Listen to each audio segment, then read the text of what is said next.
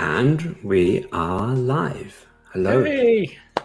Hello. Welcome, Steve. Thanks for having me. It's an honor to have you. It's great. It's going to be good. And thanks for all of you guys for tuning in. There's a lot of you in the chat. Feel free to post a comment or a question. After 15-20 minute intro, we've got a prepared chat. Not prepared really. Got a few questions for Steve about his DIY projects and Home Assistant. But after that, we will be looking to answer questions from the chat. So you're really looking forward to it. So we've got Scott. He's from the UK. We've got Omar from Morocco. Hi, Dorif. Bell Serviceman here. Oh, Rich here from near Boston, Massachusetts. Kevin from Austin. Okay, great, good. So I'm in the UK. I'm in Kent, and Steve, you're in Indianapolis, Indiana. Okay, good. So we've got good coverage around the world. Hopefully, it's a good time. If it's not, then we might do things in the future at different times. But anyway, I think we should get going. So, Steve, do you want to introduce yourself, introduce your YouTube channel to people that perhaps have not come across you yet? For sure. And again, thanks for having me. I appreciate it. This is the first time I've guested on a live stream. So hopefully the technology works out okay. I am Steve from ResinChem Tech. I've had my YouTube channel for about a little over 2.5 years now, so I am a relatively new channel. I do primarily focus on Home Assistant and DIY projects, and my DIY projects I always try to integrate into Home Assistant. So if I can't get it into Home Assistant, well, I pretty much don't do it. So I do focus a lot on that. I started with Home Assistant, I think it's been about 4.5 years ago now. It was version 0.78. Wow. Back that far. Lovelace dashboards were still in beta back at that time. I started like everybody else on a Raspberry Pi.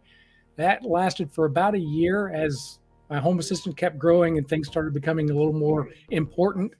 I moved off of the Raspberry Pi, initially moved over to VirtualBox under Windows. That was a disaster for me personally. Too. Yeah, great. It lasted about 3 months. Until I eventually moved over to Home Assistant running under Proxmox. I'm just running on a little mini. This actually, I think, is still the Windows 10 box that I was running VirtualBox on, but I'm running on something. Let me see if I can zoom you in. It's just interesting. Not sure. I can zoom myself in. It's not useful. It's just this actually was just I believe was an Intel Celeron. It's just a little mini PC that was running Windows at the time, but again, I'm now running on Proxmox for about the last 3 years, and I love running Home Assistant on Proxmox. It's been extremely stable. It's a lot faster. I don't have to worry about SD card being corrupted. Yeah. So, what else are you running on that server? Have you got other things running? Well, I actually now have 4 Proxmox servers. Part of the reason why is I want to set up high availability or failover. So if one server goes down, Home Assistant will automatically restart on another server. Part of that is for the wife approval factor. If I happen to be out of town and Home Assistant goes down, she is my network monitor. If anything in the Home Assistant isn't working, I know about it right away. Yeah. So that way, at least, if I'm gone, I'm traveling, I'm out of town, and something were to happen to that server, Home Assistant would only be down for a couple of minutes before it comes back up on a backup server and keeps right on running until I can get home and address what happened with the first server. So still working on that part of it, but I'm also running Pi-hole. I am running my Unify for my Unify network.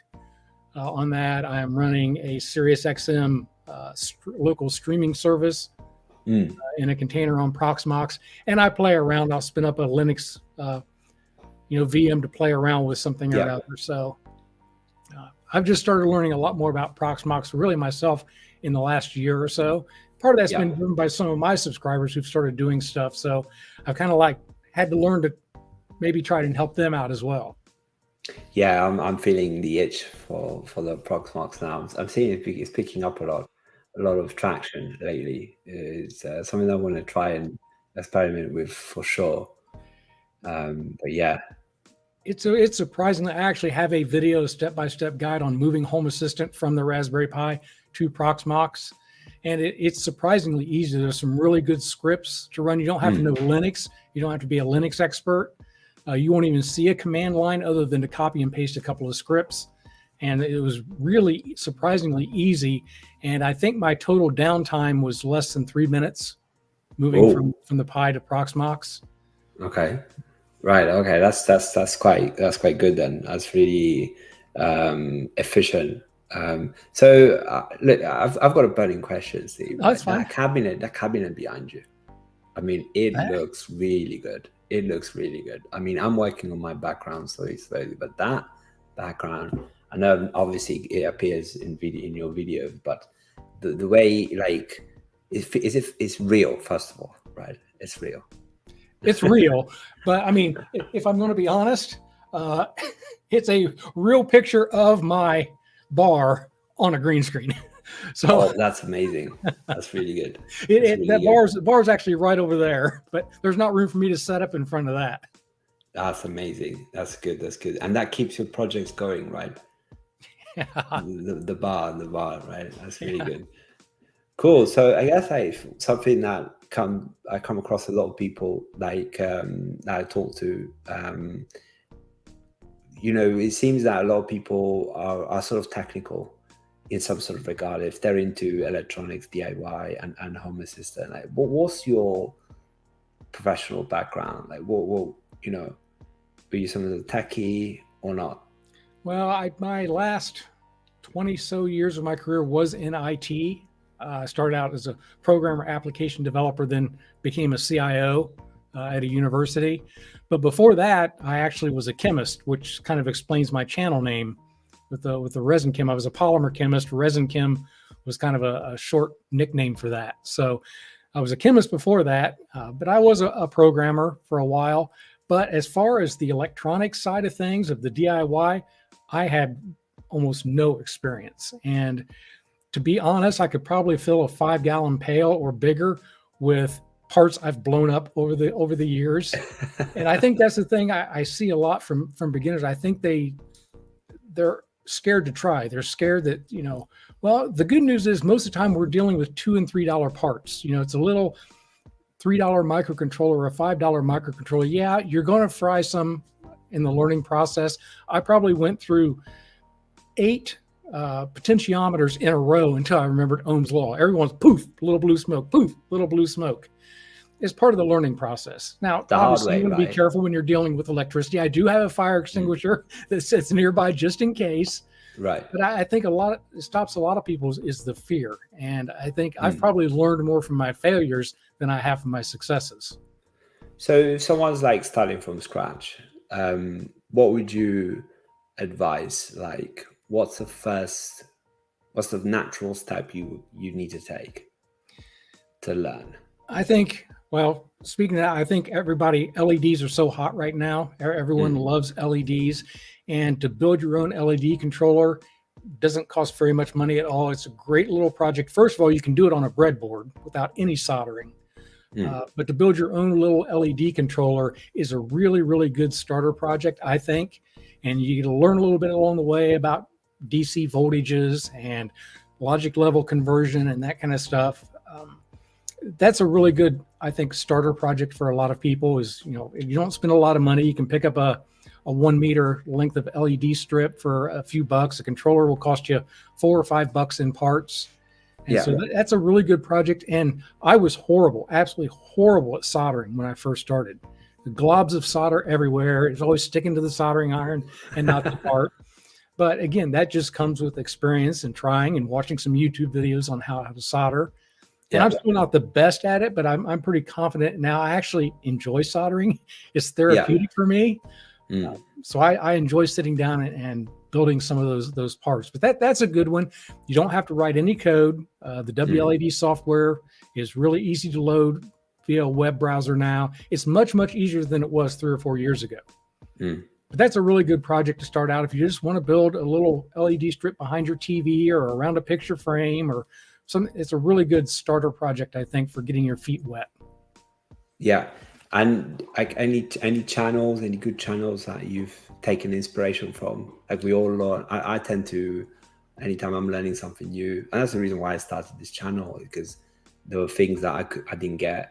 I was just, so what I did was basically I got Home Assistant up and running, and then I broke it a few months after, and then I forgot how I set it up, and I was like, I need to document it. There was no step by step, and I think it got a lot better in the last 3 years. So many amazing content creators, or just even the Home Assistant guys and the Home Assistant developers have made it easier, so it's like a bit more foolproof.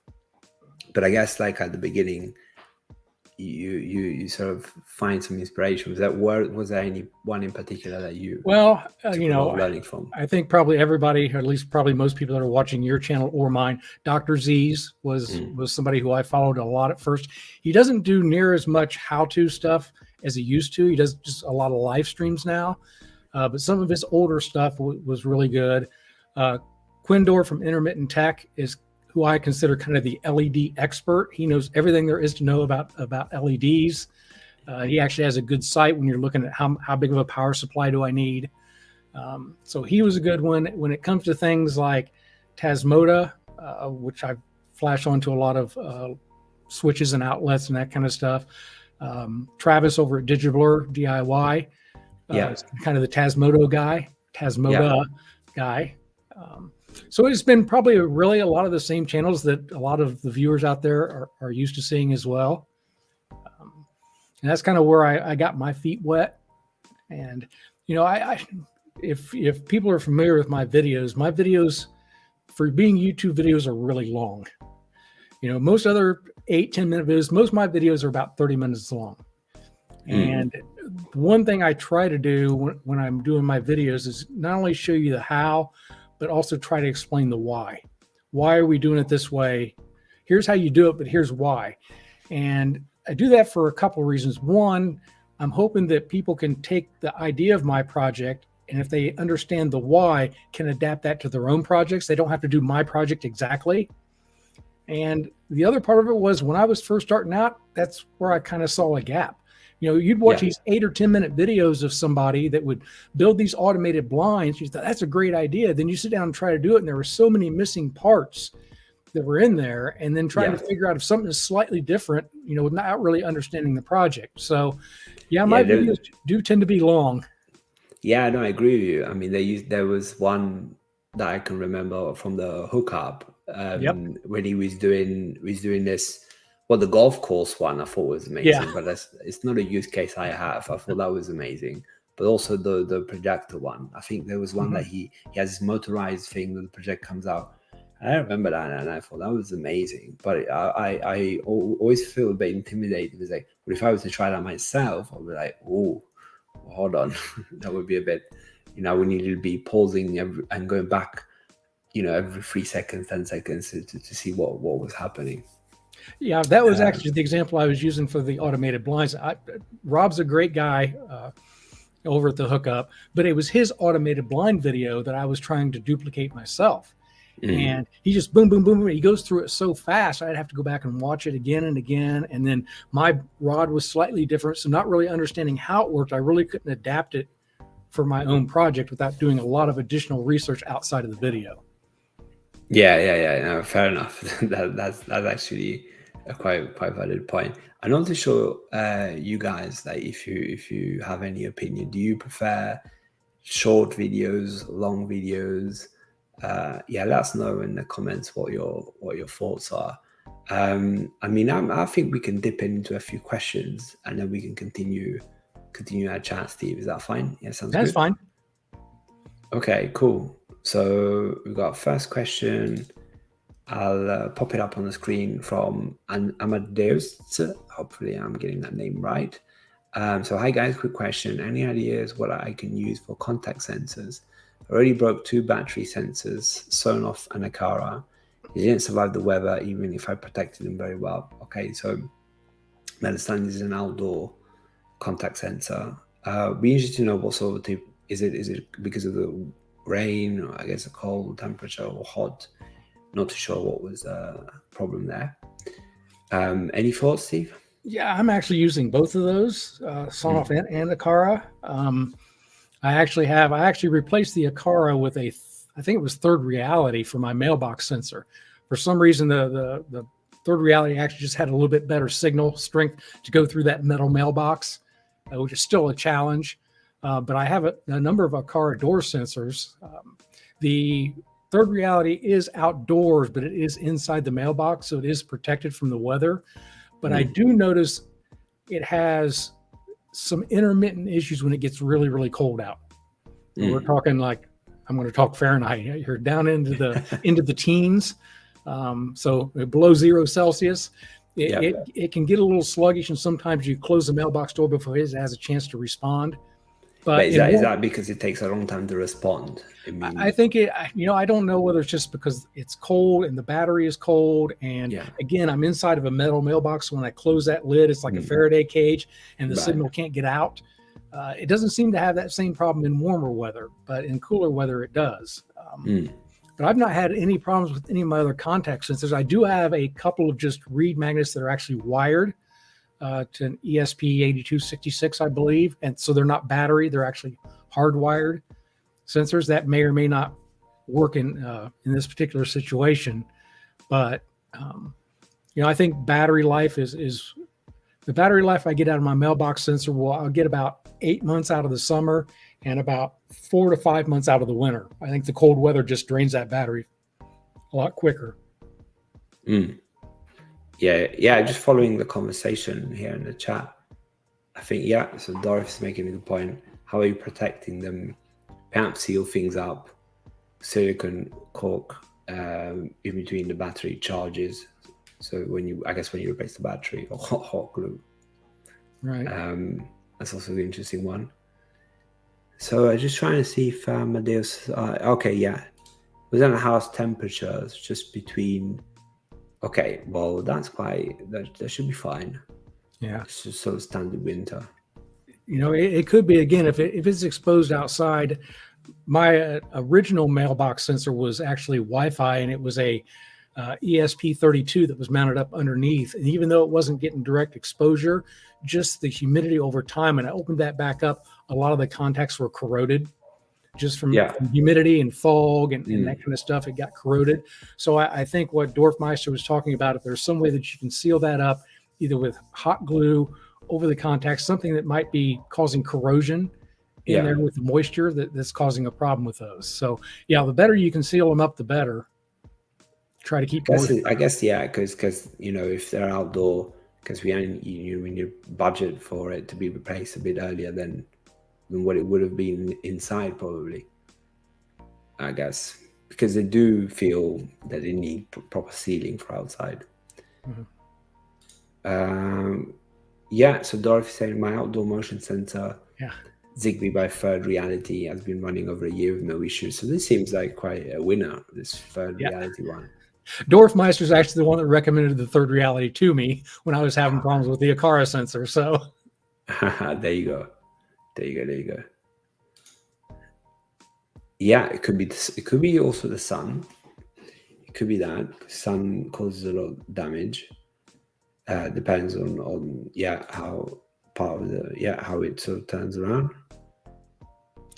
Yeah, I don't think I have anything directly exposed. The only one that's outdoors is inside that mailbox, but again, it's protected from the weather inside the mailbox. So I don't have anything exposed to direct sun or direct moisture like that. Yeah, and I think we got a few around the question we talked about earlier about long format and short format content. So I prefer chaptered videos. Yeah. So good chapters in the video, so Yep. we can watch what's relevant. I think John's also saying, sorry, Steve. Oh, I was going to say, I do try to do that in all my videos. I do include those chapter links because I know there are people that don't want to watch me or cover how to flash WLED because they've done it 27 times already. So I do try to provide chapter links in all my longer videos. Yeah, that's an interesting point, because sometimes you don't know what to skip because you think someone already knows. Most people know. I watched one of your recent videos about the button card, and then you mentioned you need a Home Assistant community store, and if you're brand new, you will be like, oh, what is that? So obviously majority of people that have Home Assistant have that already, so it would be part of the tutorial that will always be skipped. It's difficult to find a balance. So John's saying, I don't mind the long videos because they're easy to understand and reproduce context. Yeah. And we've got, Bell Serviceman. I have a gate sensor video on my channel. Oh, okay, that's good. Interesting. That's good. And yeah, you're saying long videos are structural in nature and helpful to me as compared to watching someone live stream a build and search for 2-point cables for 3 minutes.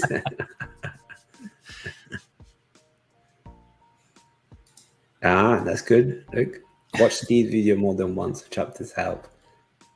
It's good. That's good. That's excellent.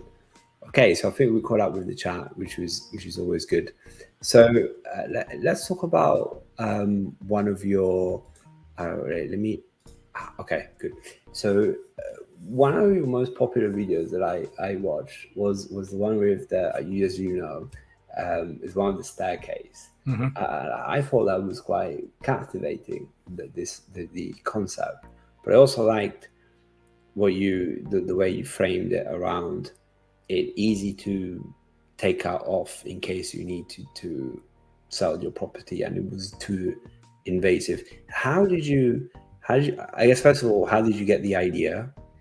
How long did it take you to think about it, and were they a couple of failed attempts at it? I think it will be interesting to get the behind the scenes of some of these projects and videos that you've done. Do you want to talk a bit about that one? Yeah, that video is interesting because it kind of languished out there for 6 months or more, really didn't get that many views. Then all of a sudden overnight it like spiked. I still don't know to this day why. The one thing, it's one of my cardinal rules is I try not to make any permanent modifications to the house that I can't reverse out, because at some point we may sell this house and move someplace else. And I don't want to, and I've had people say, why don't you just plan on leaving all of your smart technology? The next people might like it. Well, that's fine, except you have to remember all this stuff works off of Wi-Fi, off of your Wi-Fi, your SSID, and your password. You pull that out of here, none of those devices are going to work anymore. And so everything I do, I try to do without making any major modifications to the house. And I had seen other stair-light videos, and some of them are really cool, but they're routing out the stringers and they're tearing the stairs apart, and I didn't want to do that. So I wanted to try to find a way I could do it with really making no modifications to the staircase. And my initial thought was, the LED strips have adhesive on the back, was just going to stick them up there. Well, that caused a couple problems. A, there was no diffusion of the LEDs, and that adhesive just doesn't work very well. And if you use double-sided tape, now you can take the finish off. So I think this is the first time I believe that I used the aluminum channel, the LED aluminum channel that you can buy. It's custom made for LEDs. It fits in there perfect. I do put down some double-sided tape, and they're just little mounting brackets that have little tiny screws. So yes, I did put small little tiny screw holes in the sides of the stairs, but you pull those screws back out, you can never tell that they were there.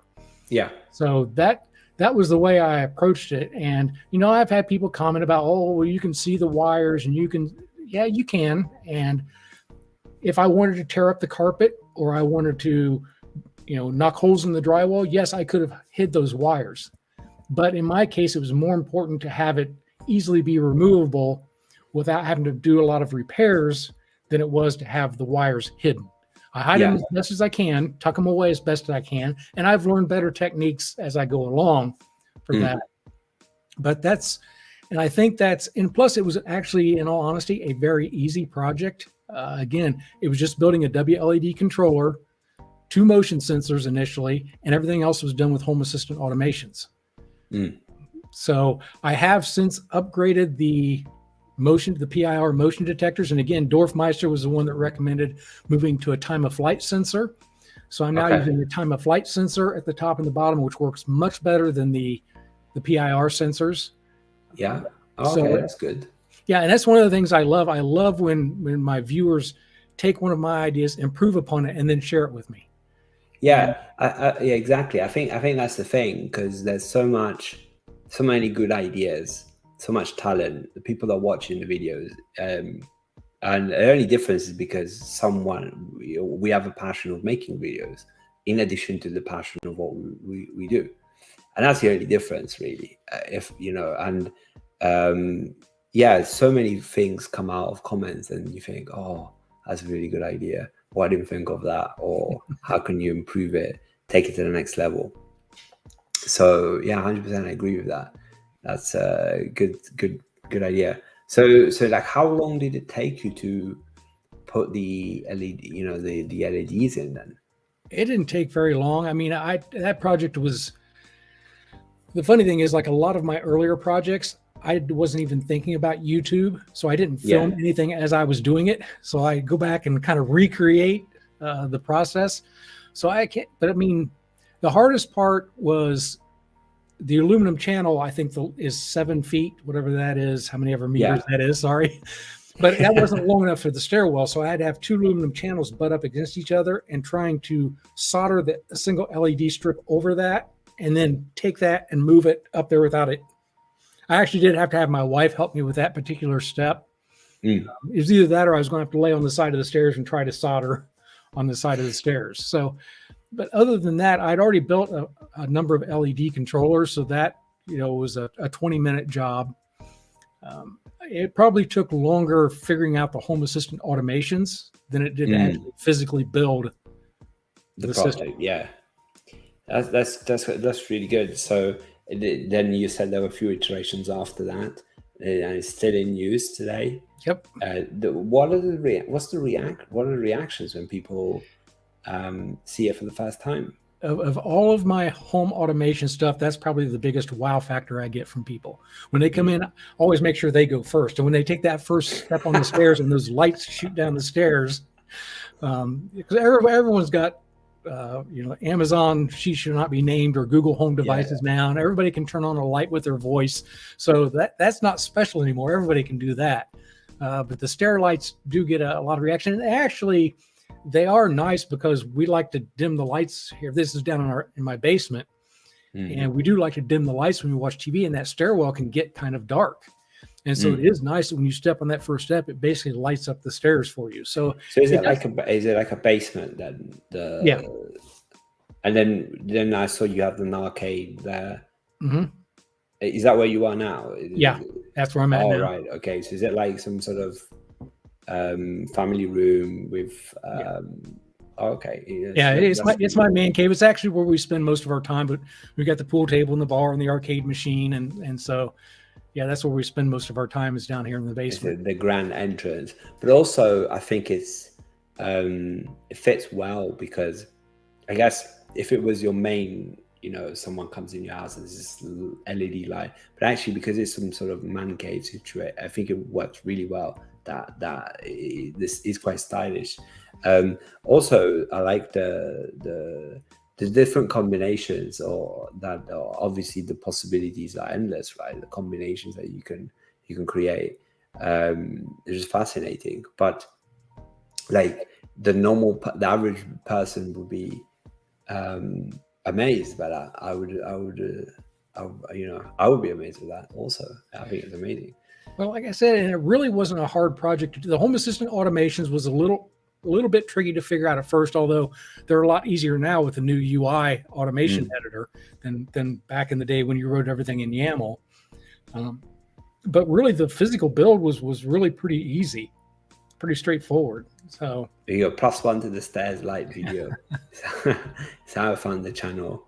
Looked at other stair light videos, and this one did it how I wanted to do it. So I think this is a great point. Like, there are several different ways you can do things, these DIY projects. It's going to be the person who wants no cable, the person who wants, and this is an actual good idea. So I think I would encourage anyone, like, if you are making smart projects and you have a passion, and I think if you're able to explain it, and even if you have bad camera, bad microphone, whatever you start out with, I would always recommend starting a YouTube channel. I'm always on the lookout of new channels.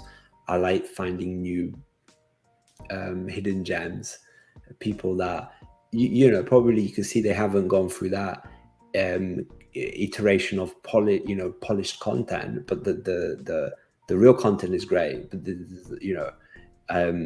there's so many ideas out there on forums, Reddit. It's just amazing, the possibilities of what you can do. It just you can always get amazed. But I think we've also got another comment here from Raj about moving out of the house. Do try to install the way it will work with or without Wi-Fi as normal switch. That way I don't worry about it. So it's like retrofitting things that if you do leave the house, it will still work. Yeah, and it's funny he says that, because I've actually shown this quite a bit in some of my other things, that please don't do that. I tell people over and over again, because a lot of people will have something like, smart home bulbs or something like that they need to keep the power on. But remember, your smart home is always supposed to add or enhance your existing functionality, not take it away. So the last thing you want to do is take away a light switch that your family's used to using and say, oh, wait a minute, you got to pull your phone out and pull up this app and do this to turn the light off and on. There are ways to build these things so you don't have to take away that light switch. So I almost always have multiple ways. Every one of my LED installs has a physical button attached to it as well. So regardless of what I do with automation, there's always a button hidden somewhere that I can press to turn those lights off and on. And most of them can be controlled by voice, which is how my wife controls most of the things in Home Assistant, is via voice. So I always have at least 2, if not 3 ways to control devices. But, I guess it would depend on the buyers of your house, whether they really want that stuff or not. Then, of course, you do have to worry about inspection. And, is an inspector really going to know about a Shelly that's installed as a relay behind your switch if he pulls the cover off?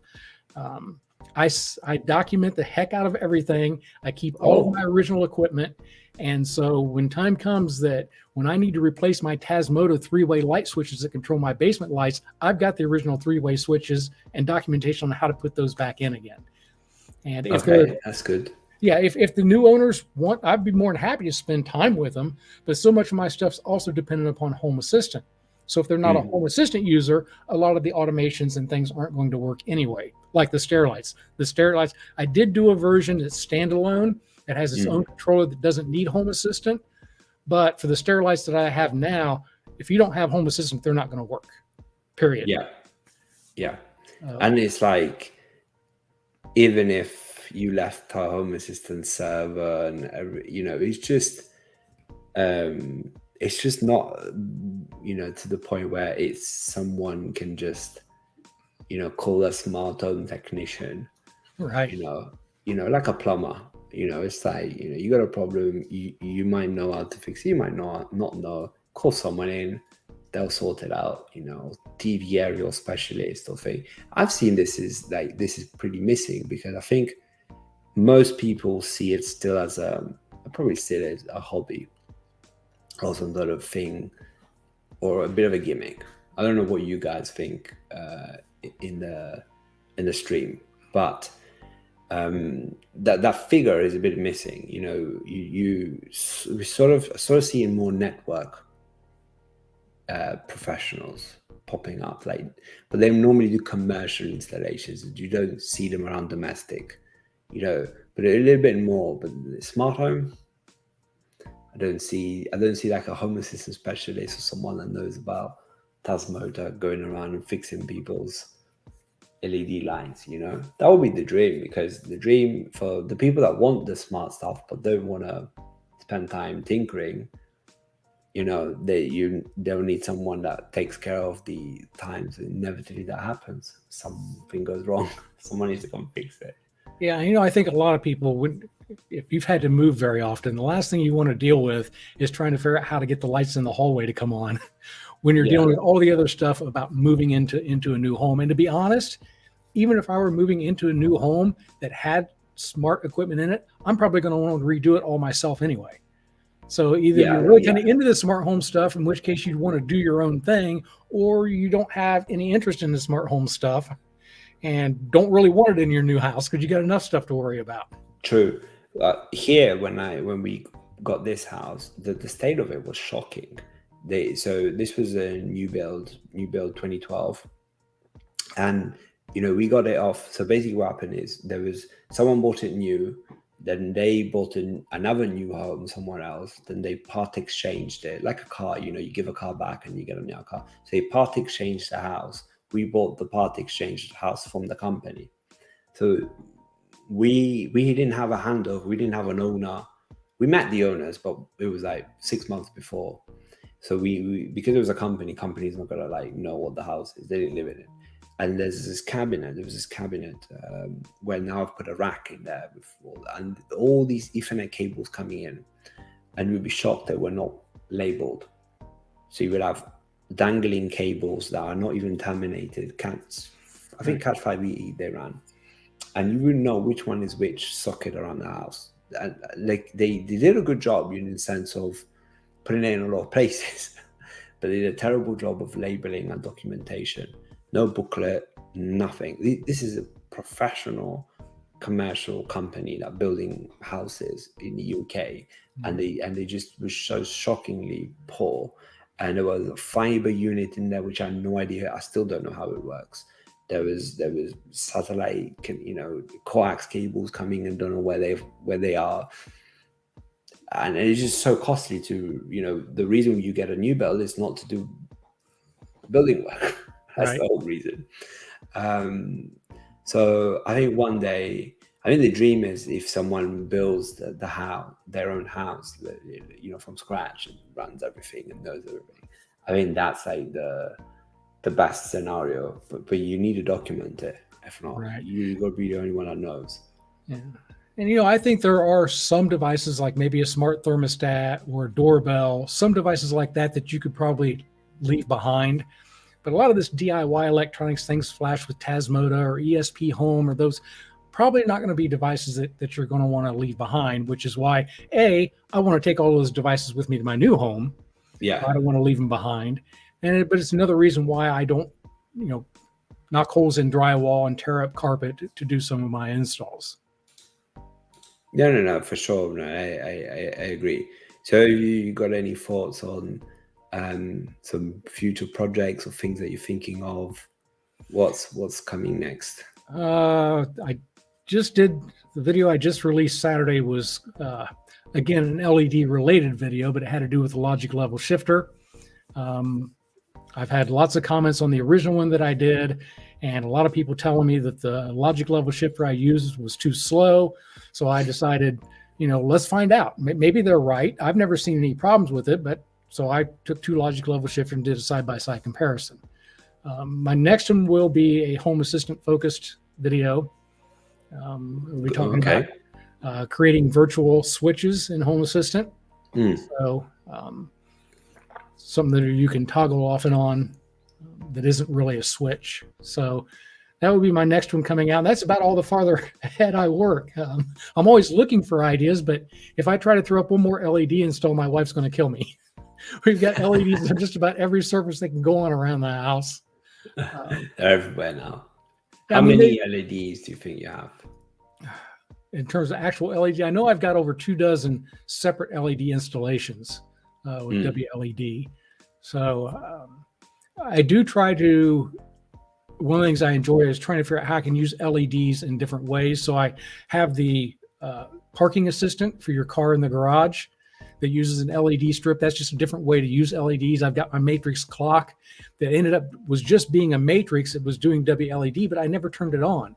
So how can I make this more useful? So, turn that into a clock and a scoreboard and all that kind of stuff. So I like taking LEDs and trying to find different ways to use them other than just like you see back here.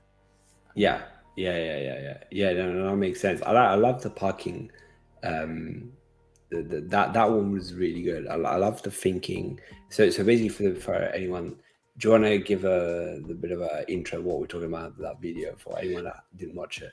I had built one of the first things I had built back before I even was really doing all the smart home stuff was a parking assistant for my wife at the garage. The side of the garage she parks on isn't very deep, and so there's not much space between the front of her car and the garage door. Now, in the house before, we had the old tennis ball hanging from a string on the ceiling, and you pull up and, well, that's too low tech. I needed something high tech. So I had gotten a Raspberry Pi, and I was trying to learn more about the Raspberry Pi, and I did one with a little LED matrix display. And it was okay, but it cost a lot of money. It was a lot of wiring. It was pretty complicated. And so I started thinking about, well, could I just use a strip of WS2812 LED strips and the same type of distance sensor, a TF Mini, and build a really simple just thing that counts down and tells you when to stop.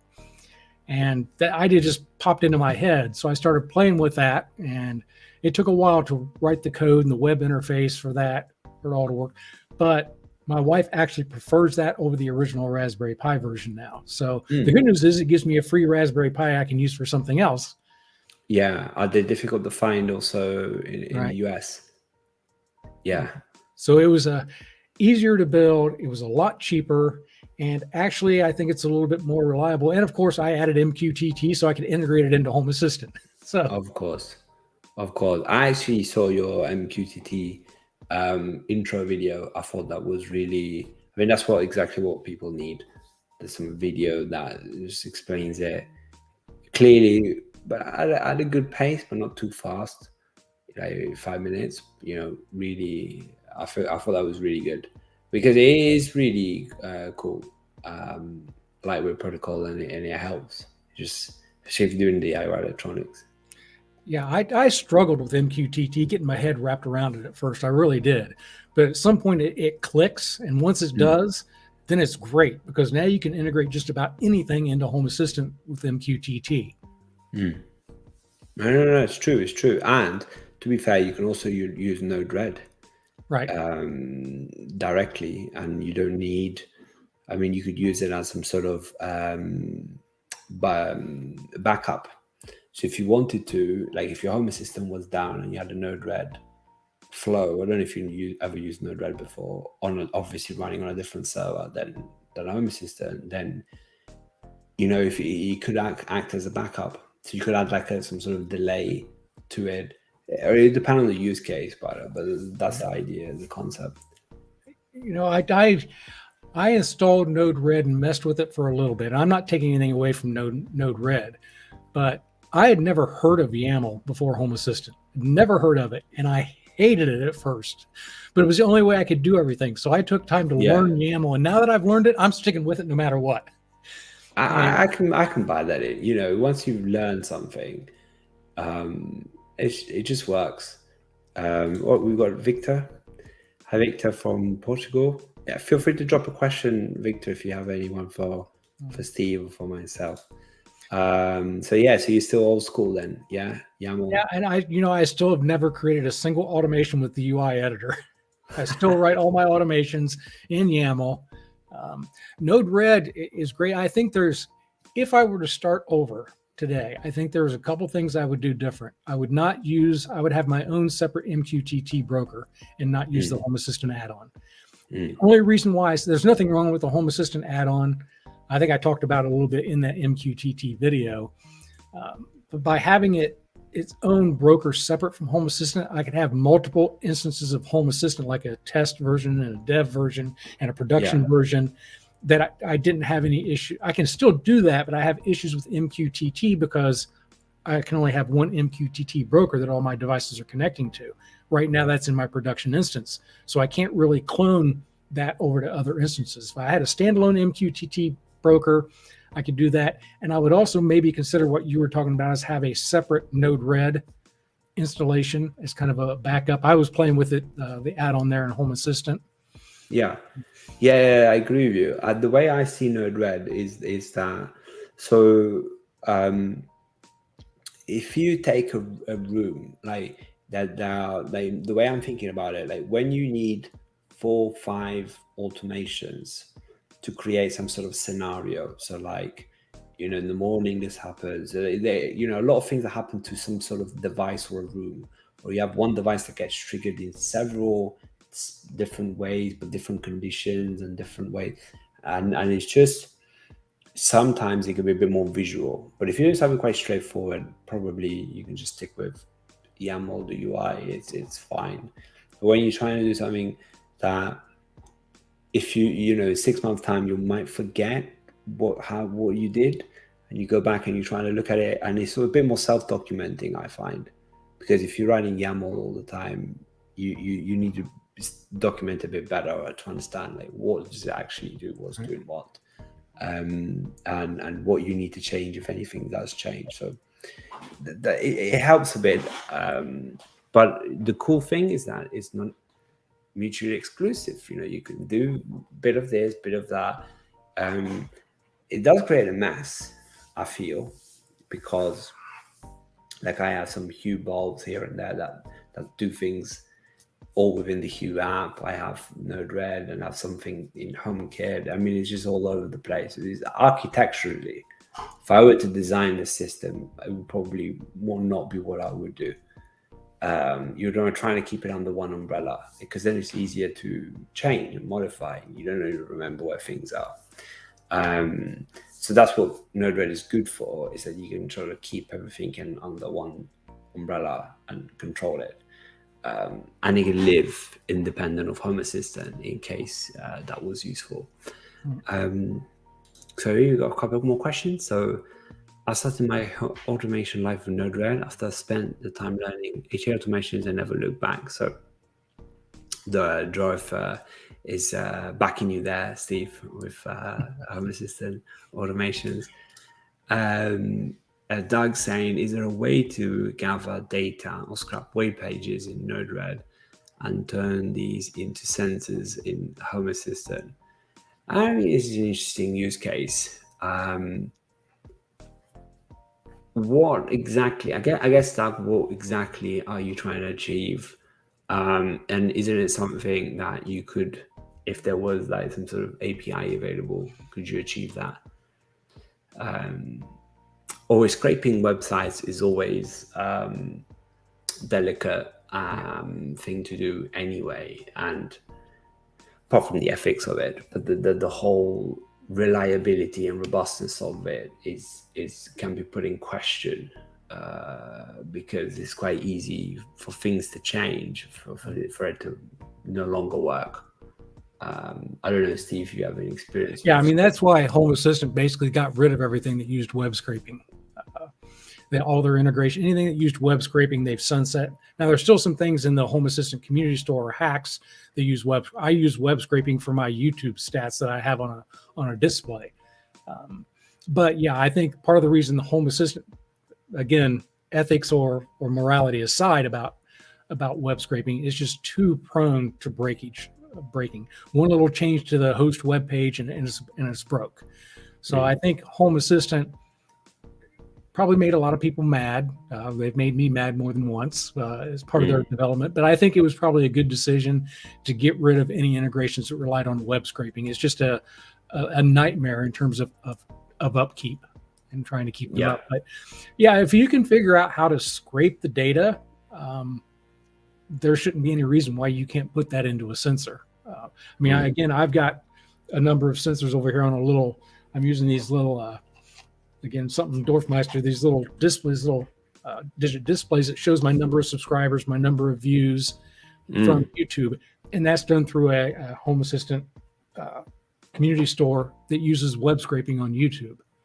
Now, YouTube has an API, but some of that information I can't get through the API, so it uses web scraping.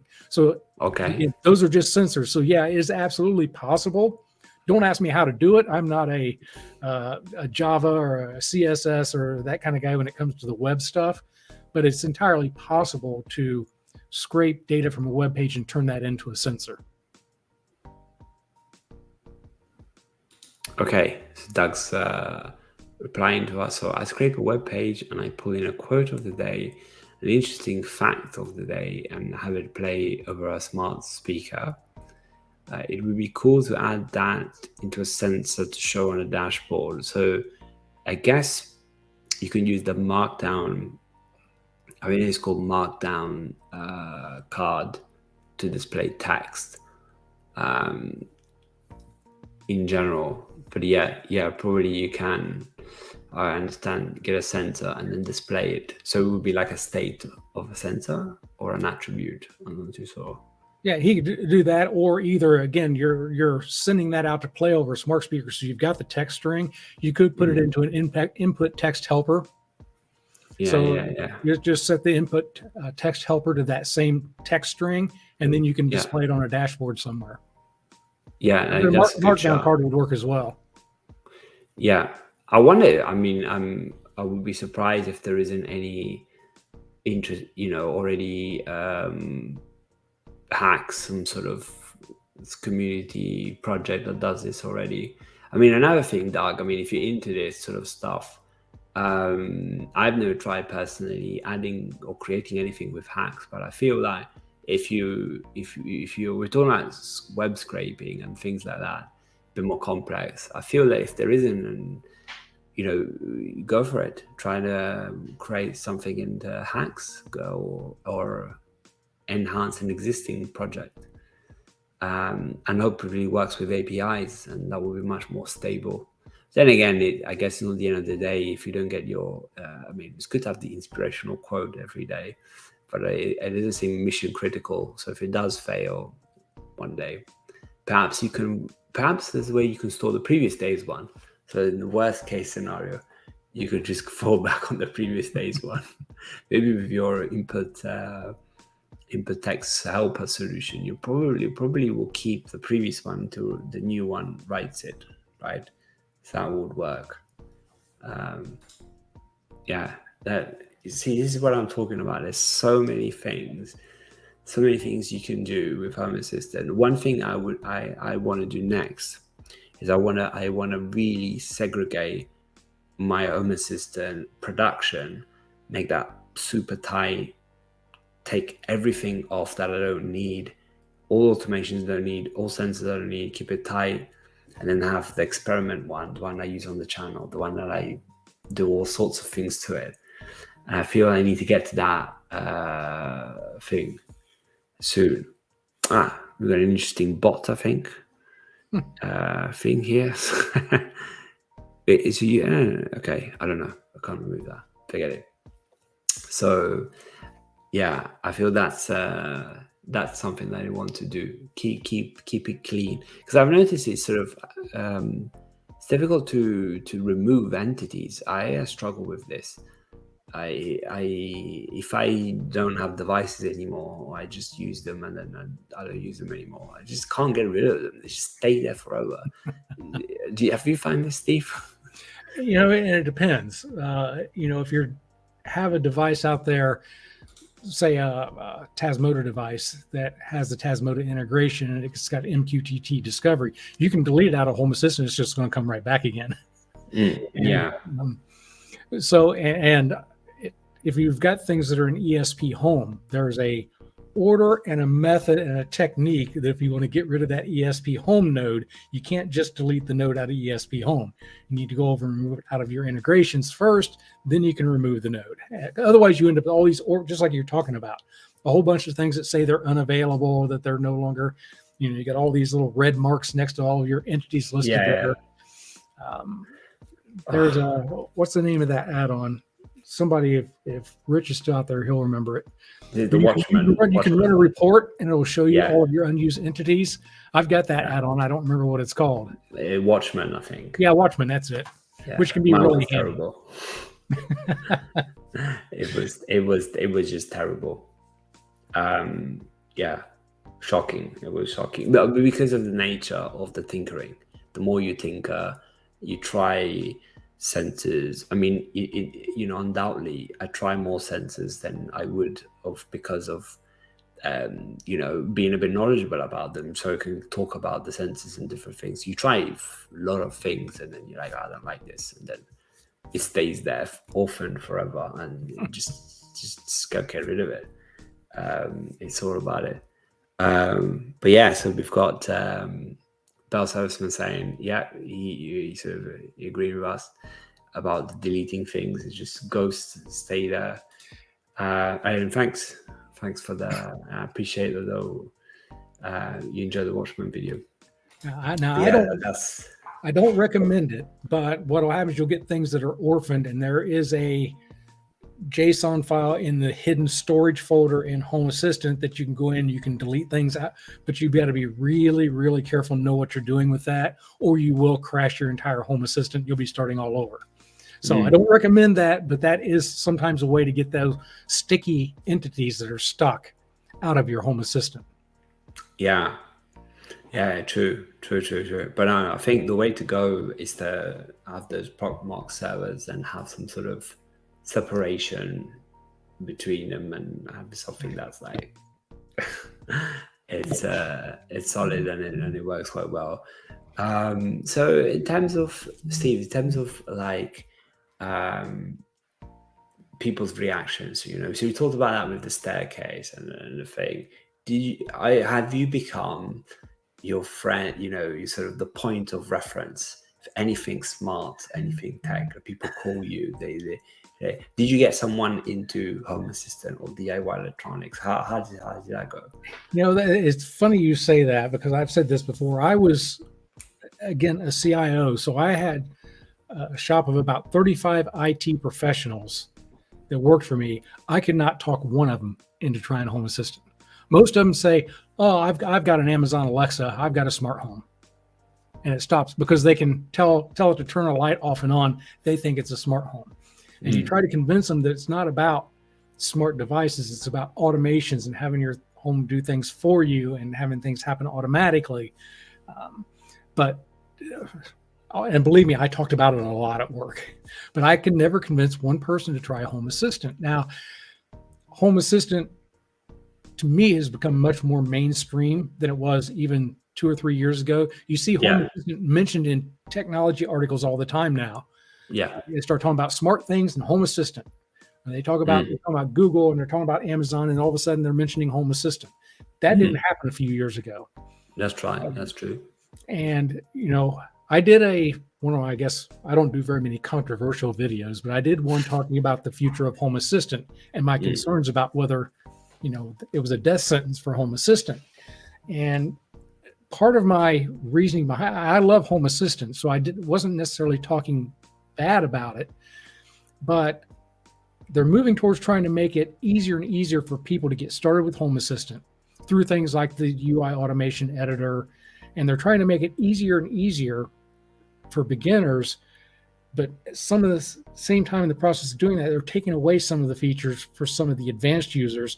And some of us, the whole reason we got into Home Assistant was because of that. And my question was, where does Home Assistant want to be? Are they ever going to be able to compete with a Google or an Amazon, or I don't know. And where do they see themselves in the market? And it's an interesting one, because I was thinking about the same thing with all the voice updates this year. I mean, they're working really hard to get a local control voice assistant But the average person on the road will be like, but my smart speaker, the cloud version one does it fine. It's quite responsive unless you got the Apple one, which is completely useless. But the other two, they understand you, they do things, they're very cheap, they're low maintenance, they're zero maintenance because you just buy them and they just do things, right? And you want to, replace that with some local stuff. I feel only the core fan base would follow through. Me, you, most of the people here in the light, the core fan base will follow through. I don't think anyone really starting from scratch will be like, yeah, I'm going to ditch my Amazon product, or Google product. I don't think that will happen, even if they crack it and they get it really working really well, because it's just so part of the culture now. And most people have it. Most people buy that first, then they get into Home Assistant later, if they do get into it. That's what happened for me. Like I was disappointed by SmartThings. I was like, oh, I think SmartThings is going to be it. I bought the starter kit when it came out, and I was like, SmartThings. And then it just took so long for anything to be compatible with it, and it was never compatible. And it was all, I can't remember what it was, the custom way of connecting things. And then that was it. And then I was like, this is not getting anywhere. There's not enough stuff that's compatible with SmartThings. And I think the moment I don't know if there's a big competitor coming, but remember a big competitor comes to challenge Home Assistant, I think we'll find that things will really pick up and be interesting for us, because we'll be just like, this is great, because it'll be like competition. And so I don't know if any company is going for the market that they're going for yet. But I think the bigger they become, the more they're going to have targets at their, the back of them. Yep. Companies with big money, right, at the back of them, looking at it. So you will be interested to see how it pans out. I don't want to make a prediction. I don't know. Yeah, I'm not going to either. But I was like you. I was burnt a few times by cloud vendors. I had a Wink Hub 2. I got burnt by Philips Hue with their hub. I finally got tired of being burnt by all these cloud vendors that either went out of business and now my stuff is worthless, or forced upgrades into the hardware. So for me, it was part of getting that stuff out of the cloud into a system where the devices were mine and I could control them locally, and no one can shut my devices off, remotely. And the fact that I was just getting so many apps on my phone. And I almost went with Domotics instead of Home Assistant back in the day. Okay, interesting. I looked at both of them, and Home Assistant seemed to be the up and comer, while it seemed like Domotics was kind of just sitting, stable. And that's why I opted to go with Home Assistant. I'm glad I did now, looking at where the Domotics, is at now versus where Home Assistant is. Yeah. And Dorfmeister there, him and I sometimes have a philosophical agreement on the monthly upgrades of Home Assistant. I think that's another thing that is really for beginners. Every month, a new version of Home Assistant comes out with these long list of breaking changes.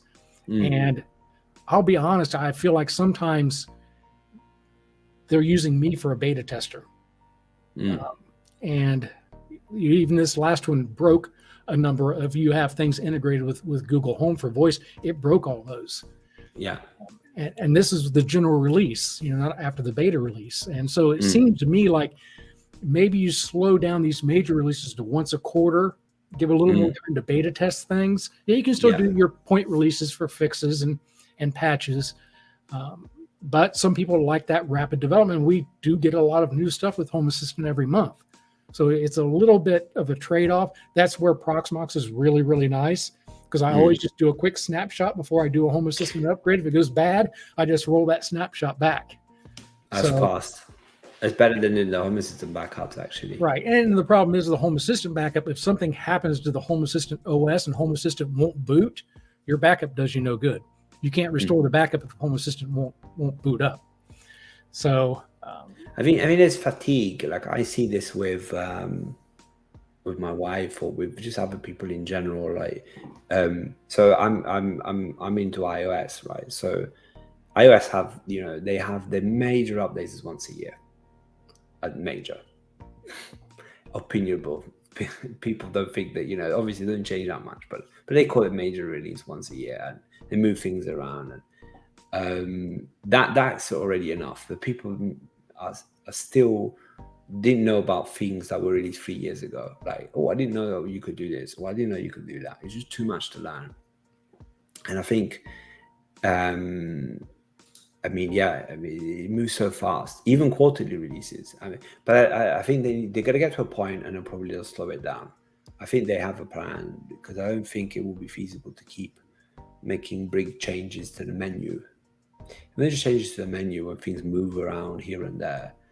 I think it will calm down in a few years. I don't know.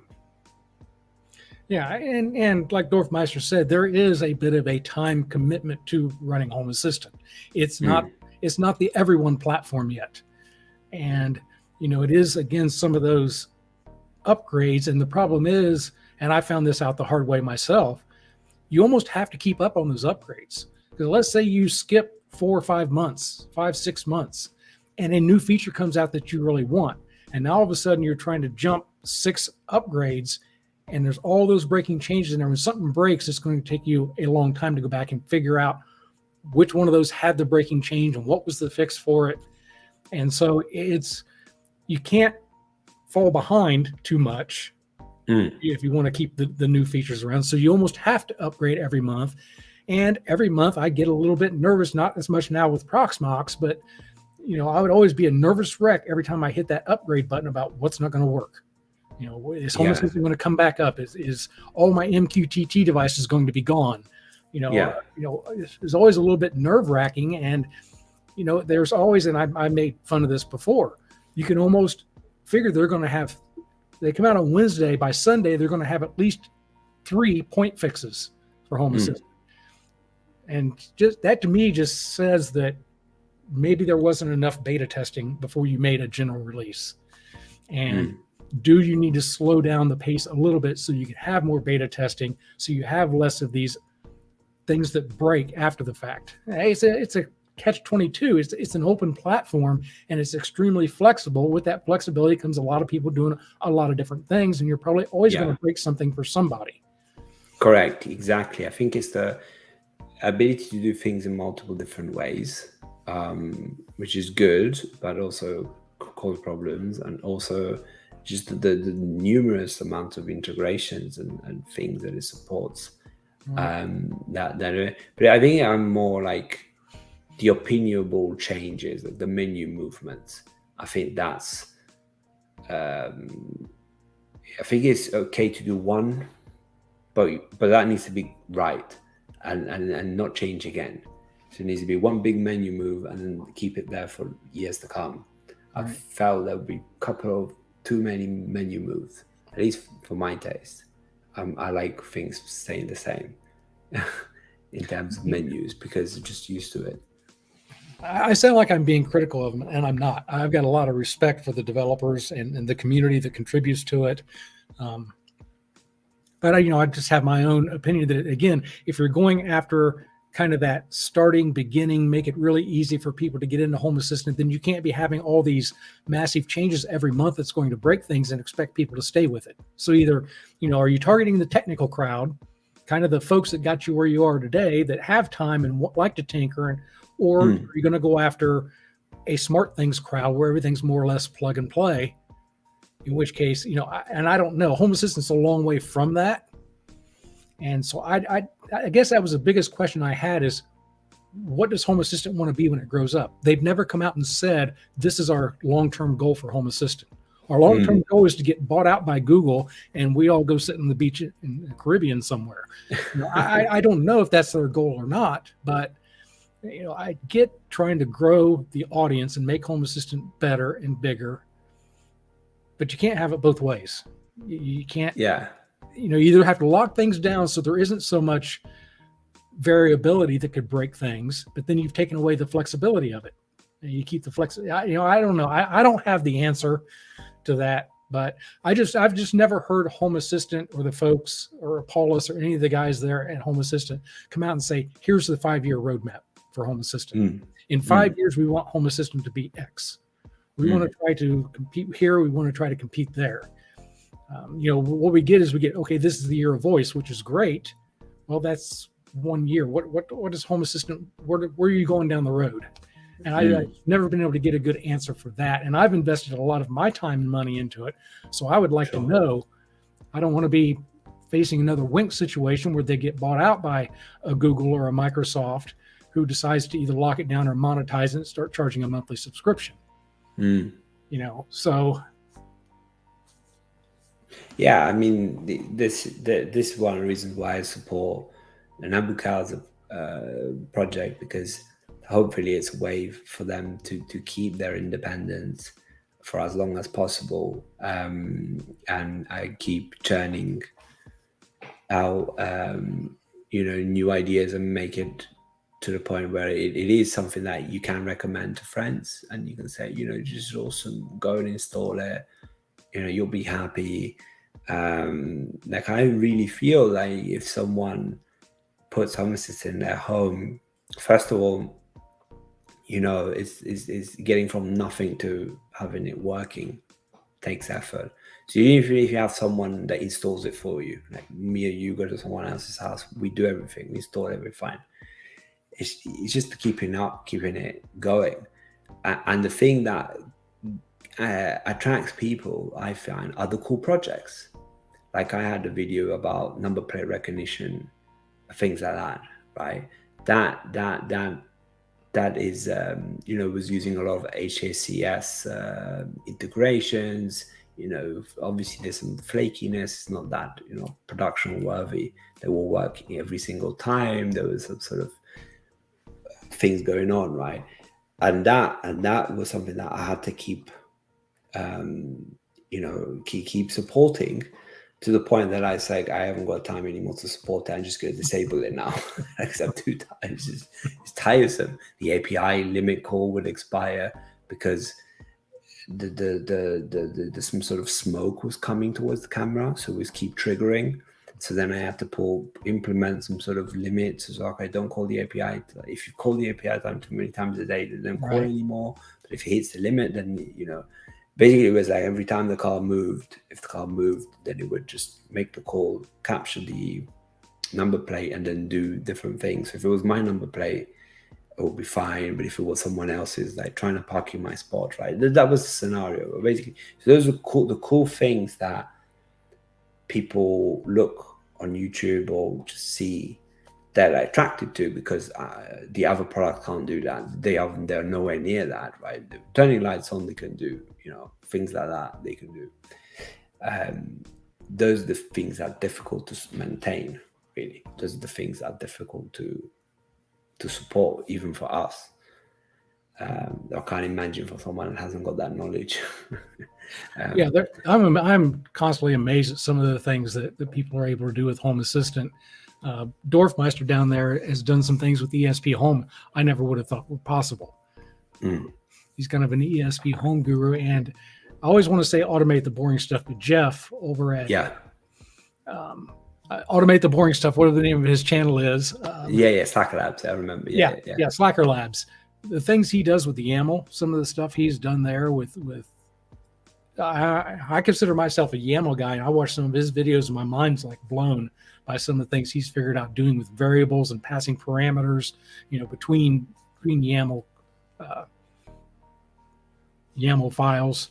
So, I'm still constantly learning from others, and but I am amazed at the power of Home Assistant. I will think, for all the faults I'm saying about it right now, is still by far the best single platform out there with so many integrations.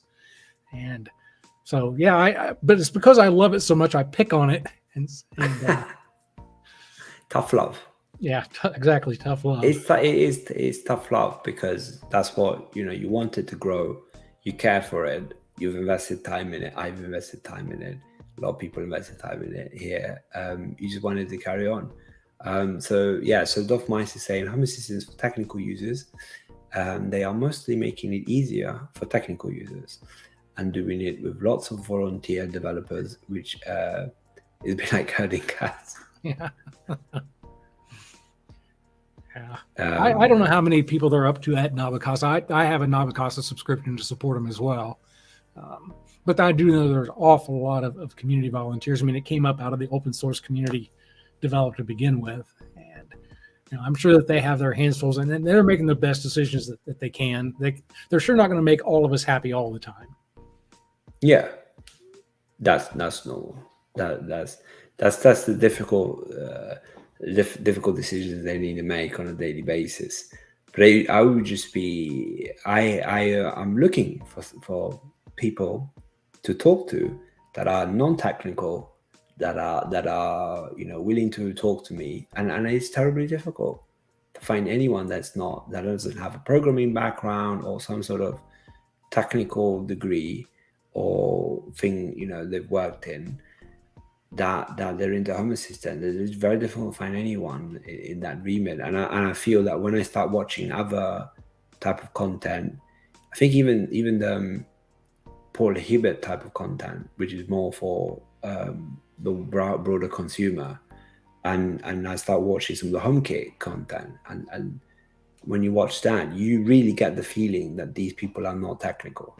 They are not technical, and right. They're in I'm not saying technical people don't use HomeKit, but mostly you see this a different audience.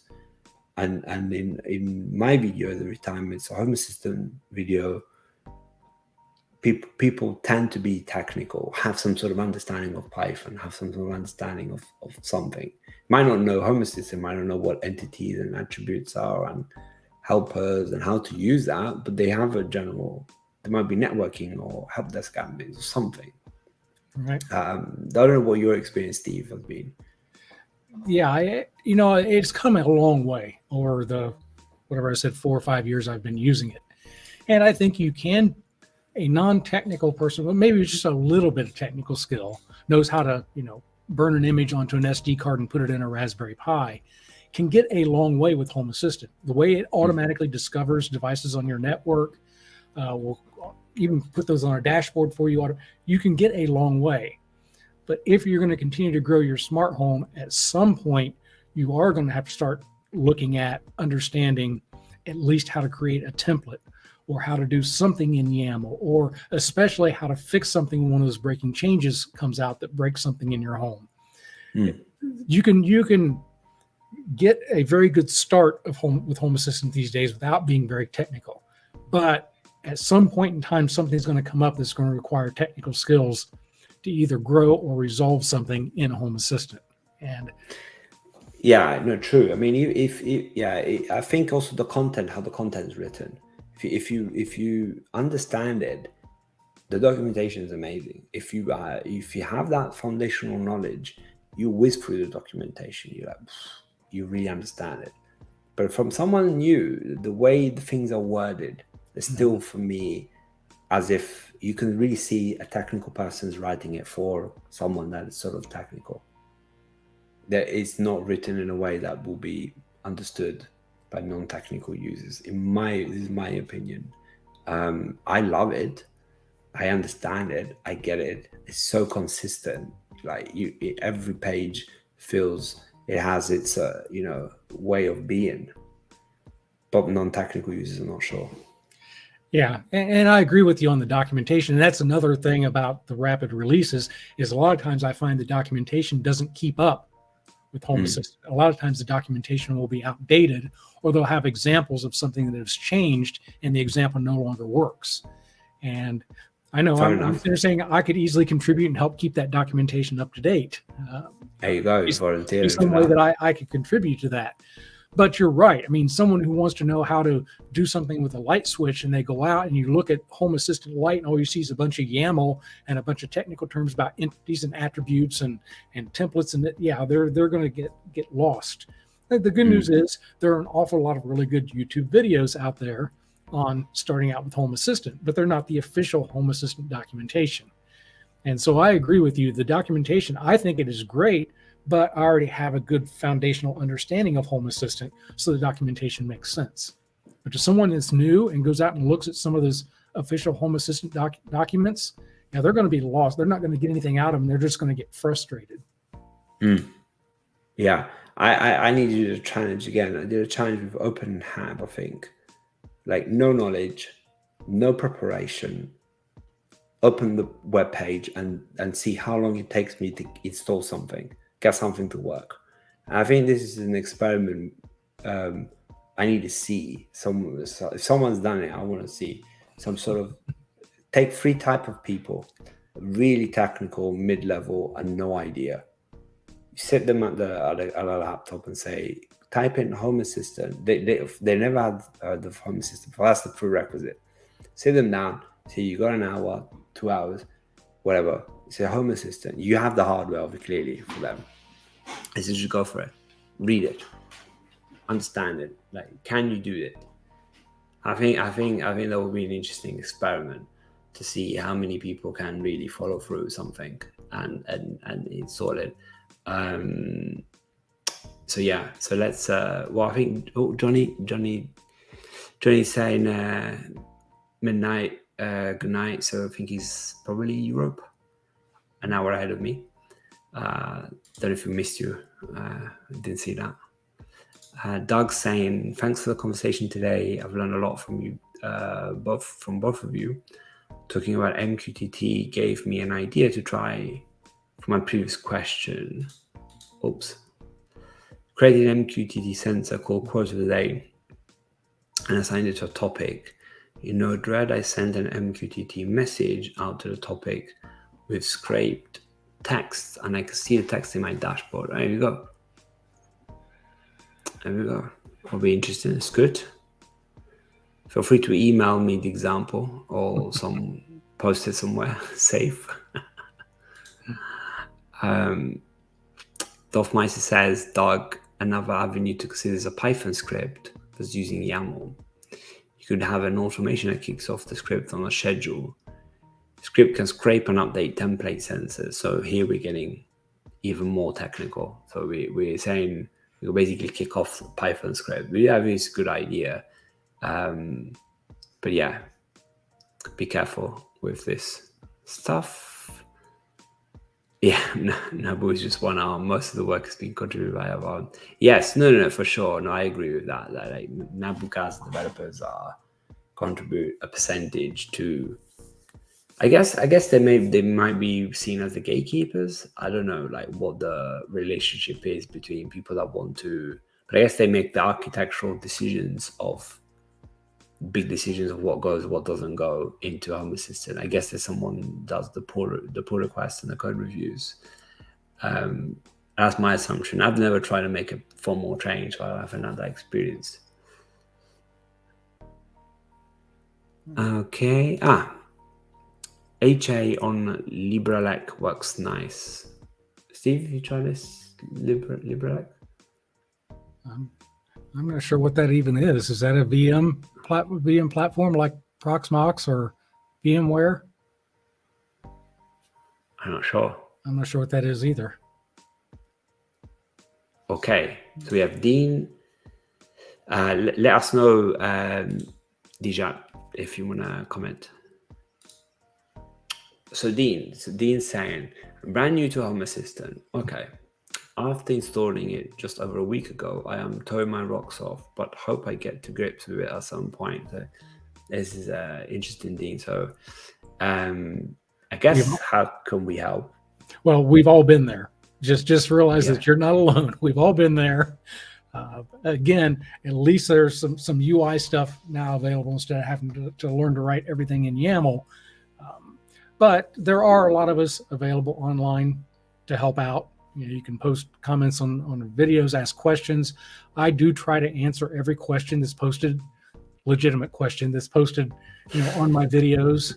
I'm always happy. That's part of the reason why I did this. I'm trying to give back to the people that helped me when I started.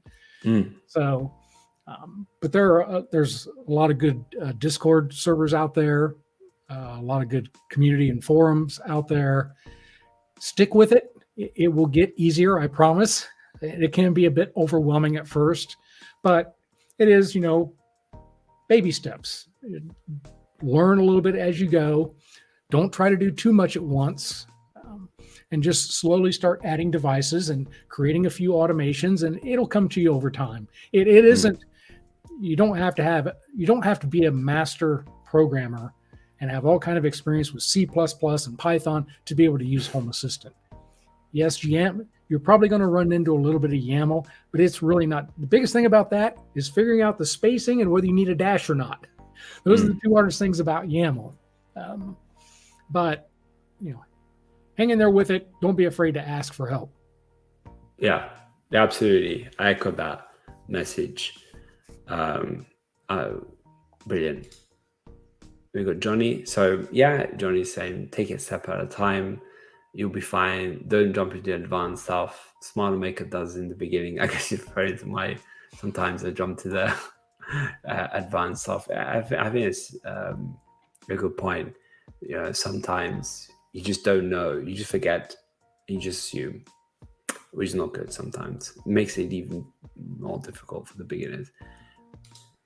So there's a question about alarm systems. So Charlie Tuna 49 saying, gentlemen, I have some basic questions about alarm systems. I just started Geo's course. So this is on the Smarter Makers platform. So I guess, I don't know. What's the question about alarm systems? Do you have an alarm system? Well, I don't know how much we're going to go into this, Steve, because, I don't want to unveil too much secrets, but do you do any alarm stuff? I do. It's some basic integration with a commercial system. To be honest, since COVID hit and since I've now someone's almost always at home, the alarm system isn't as important as it used to be. But if I were to do it over again, I would probably go again the DIY route with that. And even if I wanted to pay, Simply Safe or one of these other for some monitoring, I would do that as opposed to a ADT or a Brinks or a style system. Again, I just don't like being trapped into a particular vendor that can either just jack up the price or close down the system. Yeah. So I would probably go something along the line of doing my own with cameras and motion sensors and door sensors and that kind of stuff, of building my own. It's definitely something you can do within Home Assistant. Home Assistant has the ability to do all that. And since it can do push notifications to your phone, the question is, do you want the automatic police response from a monitoring system or not? That's really the big question that you've got. Yeah. But I don't do a lot with it because it's just not that important to us anymore. We used to both be gone all day, or we would travel and be gone for a week or something like that. It's nice to have that alarm system, but it's just not that critical in my particular situation. Yeah. I guess my take would be, if you are, I guess it depends on where you're starting from. So you've got a professional system that might have a subscription. You want to move to a Home Assistant. I would be very careful of that.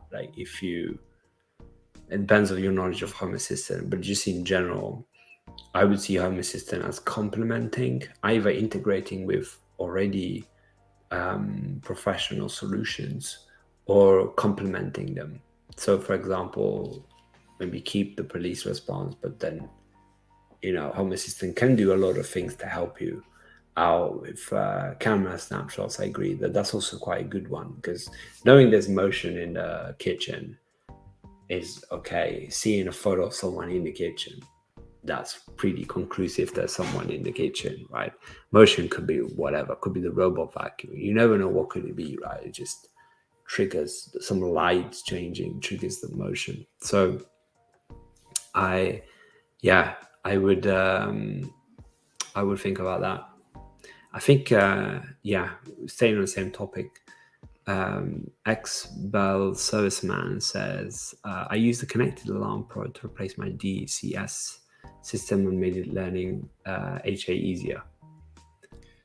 So that's good. Yeah, I think the one thing even if you have a commercial system, this is what we did, is we basically had Home Assistant automatically arm the system if we forgot. So Home Assistant knew when both our vehicles were out of the garage, Home Assistant knew when both our phones were outside of the home zone. So if both cars were gone and both phones were gone, after 10 minutes, well, power down the lights and turn on the alarm system in case we forgot to do it, when we left. And so it wasn't so much that Home Assistant was doing the monitoring of the motion detectors, but by having it integrated even with the commercial system, you can use automations in Home Assistant to do things like that. Oh, we left and did we remember to set the alarm? Oh, I don't remember. I don't remember if we set the alarm. Don't really have to worry about it because after 10 minutes, Home Assistant is going to set the alarm for us. Yeah. And you can see the status from your phone just in case. Right. You could go I mean, I guess nowadays a lot of these are app based. Before they weren't, right? Right. The professional alarm systems were not app. Now they're app based. So going back to the conversation we were having about Libra, so it's like a Media Center OS, coming part of Raspberry Pi ST install. A bit like Kodi box, so to say. I haven't had experience really with it, but if it works, it works. That's the golden rule. It's the golden rule. If it works, it works. But yeah, just I guess keep an eye on the space, the CPU usage, to understand if as your smart home grows, if it's still a good fit. But there are many. I think it's quite easy to move hardware with Home Assistant. That's the advantage because you can just install it in so many different places in so many different ways that I won't worry too much about it. So if it works, it works. I think Steve, we're getting close. We've done an hour and a half. I think we're getting close. We're probably gonna wrap up. Are they sort of any closing comments or things you want to mention? It's been a pleasure having you. Oh, thank you for being here, and thank everybody in the comments, for asking the questions. We'd had a little meet and greet ourselves, partially to meet out the technology, and I said I'm much more comfortable in a Q&A situation than I am just sitting up here and giving a long monologue. So I do appreciate the questions, and again, I'm sure that Gio's the same way. But feel free to ask me questions on any of my videos on my YouTube channel. I do always try to answer those questions. I have a blog for a lot of those videos as well, and you can also post questions and comments over there. So, but again, that's what I really like to do. I really do like to help others out. Nothing gives me more satisfaction to see somebody that sends me a video and say, look, my stair lights are working. I just had somebody on Discord who got their stair lights working, and we had struggled with that. And so I love that. I love seeing somebody else or somebody that takes my project and makes it even better. So, I enjoy having the back and forth with people. That's why I do it.